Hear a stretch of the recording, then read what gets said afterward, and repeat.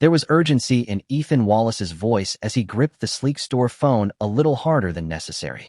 Yes, this is Mr. Wallace, manager at Leighton Clothiers in Riverfront Plaza. There's a black boy in here acting suspicious. He's alone, keeps fingering the merchandise. I believe he intends to steal, and I need an officer dispatched immediately. Sirens hadn't yet arrived, but in 13-year-old Jordan Carter's mind they were already screaming.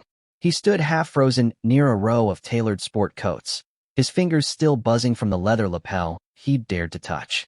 All he wanted was to buy the perfect gift for his dad's 45th birthday, a dove-gray cashmere blazer Samuel Carter had once admired in a magazine. Jordan had spent 10 months dog-walking, recycling cans, and tutoring younger kids in algebra to save exactly $560.17. Today was supposed to be triumphant. Instead, Ethan's narrowed blue eyes tracked Jordan's every breath. The manager's expression said what his lips withheld in public: "You don't belong here." To Jordan's left, a white teenage girl, headphones draped around her neck, wandered the racks freely, giggling with a friend while swinging a designer crossbody purse. No one shadowed her. No one called the police. Jordan swallowed hard and forced himself to rehearse what his father had drilled into him. Stand tall, speak clearly, be unfailingly polite. "Excuse me, sir," the boy said, lifting his chin. "Could I see that blazer in a size 36? It's for my dad's birthday." Ethan's reply was a weapon encased in velvet. "Those jackets start at $700. Perhaps you'd be more comfortable in our clearance section downstairs."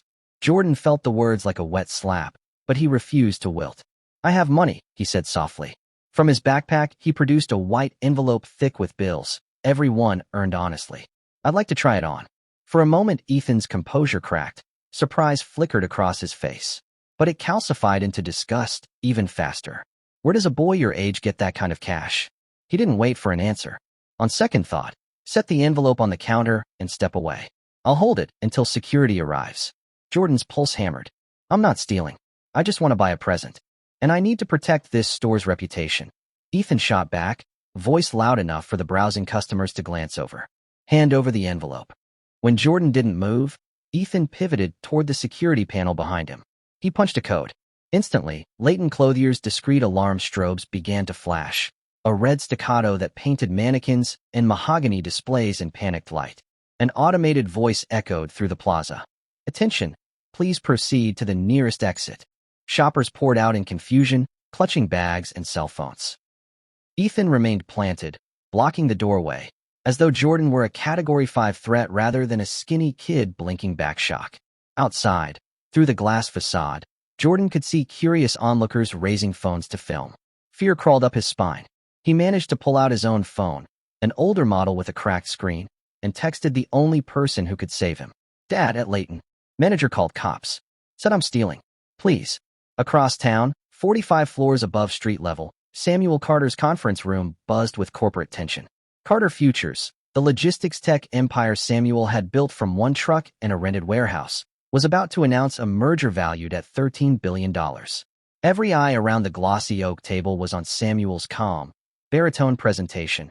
Every eye except Richard Lorimer's, the lone dissenting board member who'd long hinted that Samuel's meteoric rise was more luck than leadership. Lorimer was itching for proof that the CEO's personal distractions made him unfit. Samuel's phone, face down per protocol, vibrated once, then twice, then 6 times in a frantic burst. The COO frowned. Carter never allowed interruptions. Samuel slid the screen upward under the table. The text he saw turned his heartbeat to ice. "Gentlemen," he said, voice suddenly razor-thin, "this meeting is adjourned. Family emergency." Lorimer half rose, predatory grin in place. "Samuel, the shareholder vote. My son may be in danger." Samuel cut in, steel in every syllable. "The vote can wait. My family never does." Before anyone could reply, he was through the glass doors, jacket already off, thumbing a number only 2 people in the city answered on the first ring. "Chief Alvarez, it's Sam Carter. Riverfront Plaza Security just detained my 13-year-old. I'm 10 minutes out. I expect him unharmed." The chief tried to reassure him, but Samuel was already sprinting to the private elevator, shouting new orders to his legal counsel, his sister, Judge Gabrielle Carter, and his senior VP of communications to meet him at the plaza. Traffic laws ceased to exist as Samuel's black Audi e-tron sliced through downtown. Back at Leighton, Officer Derek Hughes arrived first, fresh from academy, but already schooled in the unspoken rules of retail policing. Ethan met him at the threshold, eager. "Glad you're here, officer." Kid's hiding something in his backpack. Claimed he wanted to buy a blazer. Ethan's smirk finished the sentence. Derek eyed Jordan. Thin shoulders, pressed khakis, shoes shined to a mirror. Nothing about the boy screamed thief. Training flashed through Derek's head. Asterisk probable cause. Constructive possession. Reasonable suspicion. But Ethan's tone pressed him for action. "Son, please place your bag on the counter," Derek said, gentler than Ethan preferred. Jordan did so, fingers twitching. Derek unzipped it.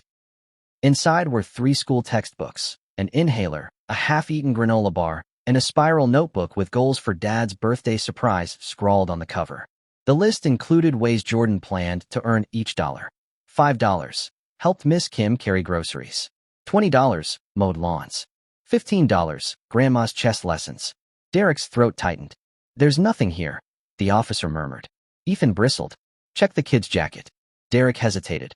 Policy required a same-gender officer present for a full frisk. Before he could radio for a partner, headlights flared across the storefront. Samuel Carter's Audi screeched to a stop inches from the curb, followed by a silver Lexus containing Judge Gabrielle and attorney Malik Price. News vans swung in behind them, tipped off by Carter Future's comm team, who smelled a civil rights nightmare, and a PR inferno if they stayed silent. Samuel stepped from the car, 6'4", wearing authority the way lesser men wore suits. A hush rippled through the gathering crowd.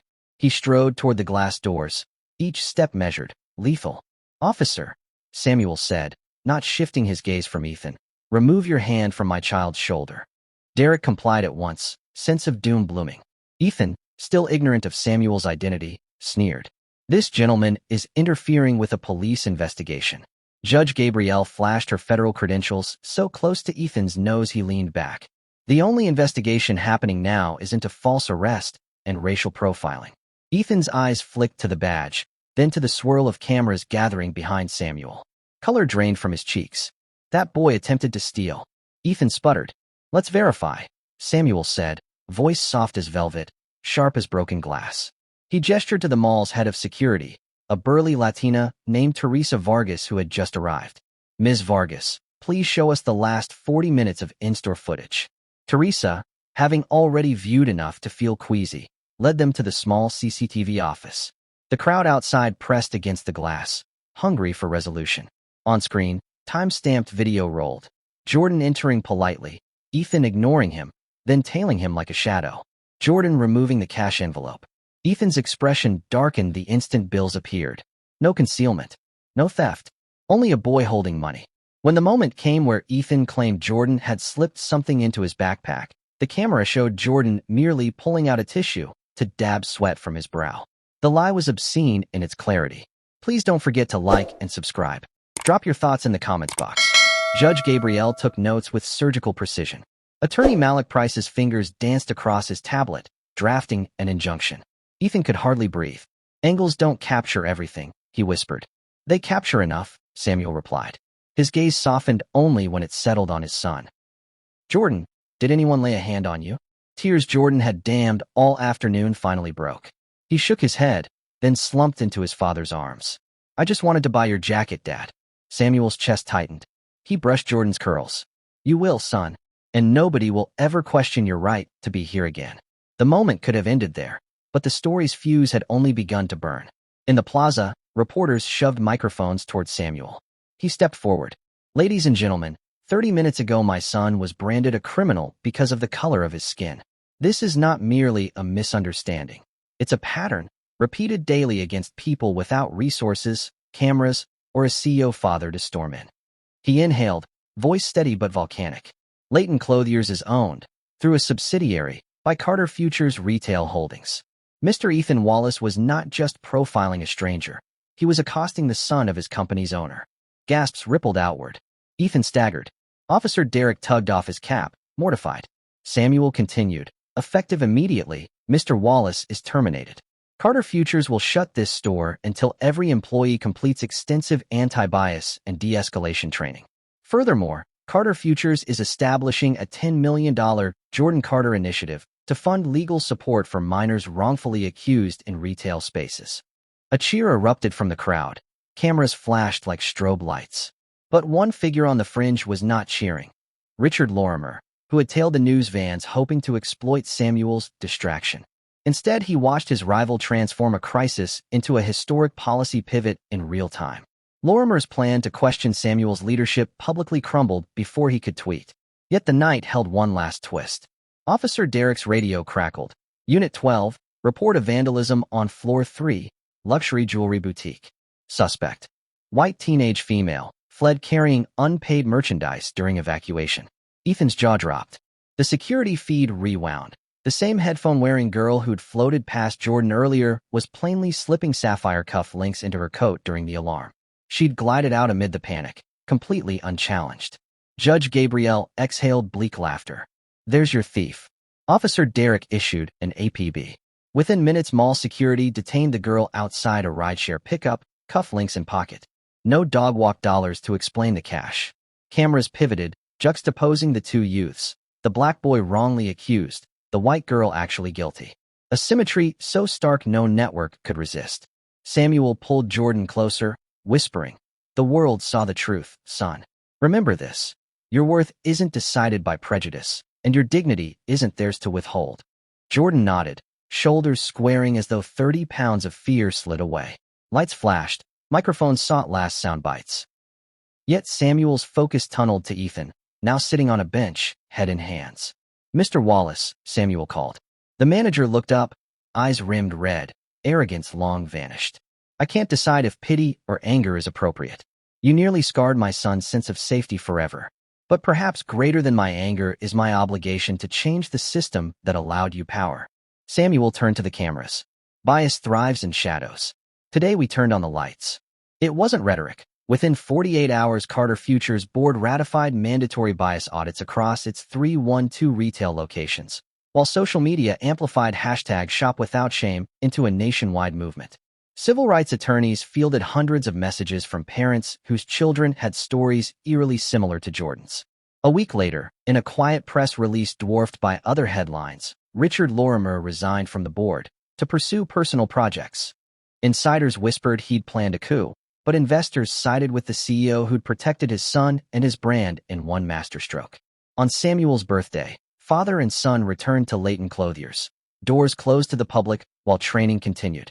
Teresa Vargas unlocked a side entrance, smiling. "Your store, Mr. Carter." Jordan walked straight to the blazer. Ethan's replacements, two newly hired associates, one Syrian-American, one deaf, assisted with tailored precision. Jordan paid with the same envelope Ethan had tried to confiscate. After ringing it up, the associate returned $17 in change and added a slim, silk pocket square. A gift from Leighton for courage under fire. That evening, Samuel slipped on the dove-gray cashmere. It fit as though destiny itself had taken his measurements. During the small family dinner that followed, he raised a glass of sparkling cider. To Jordan, who reminded me that justice is a verb, and to everyone who stood when standing mattered. Jordan beamed, shoulders back, the lesson etched in bone. He belonged anywhere, not because his father owned a building, but because his humanity was priceless, beyond alarms, beyond prejudice. And somewhere in a suburban apartment, Ethan Wallace replayed those CCTV clips on a loop, trying to understand the millisecond, the single blink, when he'd confused a boy's hope with threat, and in so doing, ruined his own future. The plaza where it all happened now bore a brass plaque installed by City Council. In this space on July 14th, a child's dignity sparked a movement. May every shopper walk free of suspicion, and every merchant greet customers with respect. People paused to read it, sometimes wiping away a stray tear, sometimes snapping a picture for social media. The plaque was cool metal, but the story behind it burned hot. A cautionary flame for those who still believed appearances defined intent. As for Jordan, he wore new confidence the way his father wore that blazer, snug, proud, designed to last. And when strangers asked why Riverfront Plaza felt different, store clerks answered with a smile. Because one boy wouldn't stay quiet, and one father made the whole world listen.